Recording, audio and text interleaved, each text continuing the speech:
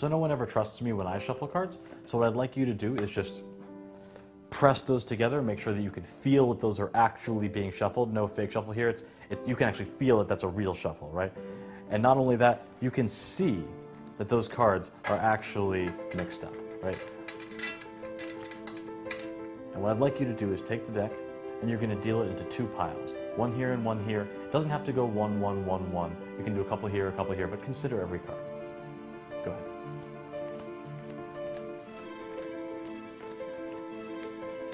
Okay, that's good. Let me see the deck, because right now you're just sort of separating by intuition. There's nothing particularly that's guiding you, but what I'd like you to do, I'm going to give you these two cards. One of them is red, and one of them is black. Which one do you think is red? This one. And that's actually right. That one's red, and that one's black. So with that in mind, now that you sort of know what that feels like, take the rest of the cards back, and continue to deal as you like.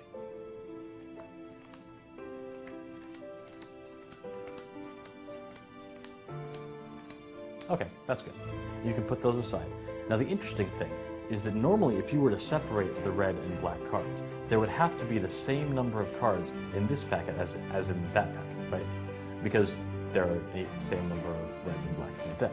But I think actually this packet is a little bit bigger. But that's okay, because still you have managed to separate every single card, red and black, just like that.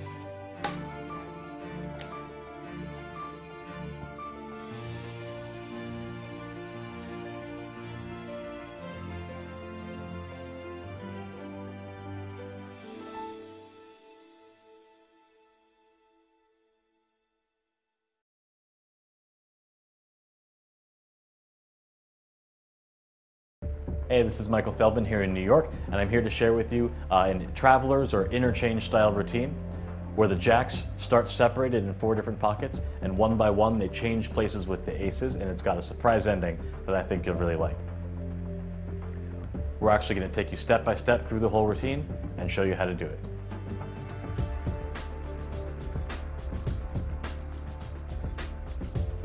So we start out with the jacks and aces. Jacks will just start right there because I think most people would like to start with the aces, you know, the higher value cards. That's not really my style. I like to start with the jacks. And normally, in a Traveler's kind of effect like this, you would take the 4 jacks, place them into the deck, and then they would vanish from the deck and end up in the 4 pockets. But I just like to start this out by, you know, just placing them in the pockets. It just seems easier to me. So, one goes there, 1 jack in each of these pockets as well. And then we come back to the aces. And the idea is to get the aces to change one by one into the jacks. Looks just like that. There's the first ace to change, and in case you didn't get to catch that, we'll do it a couple more times. There's ace number 2. So that's number 1. That's number 2. Number 3 looks a little bit different. Just like this. There's ace number 3. And ace number 4 has already changed, actually. But you have to wonder, if these are now the 4 jacks, where do you suppose those aces are? The answer has to be, one of them is here, in this pocket. One of them is here. One of them is here in this pocket. And the last one, oh, actually that's 1, 2, 3, and that is the 4th ace. But if those are the 4 aces, where do you suppose the jacks went? And of course that means one of them has to be right here. 1, right here. 1 in this pocket, and that is all 4 jacks.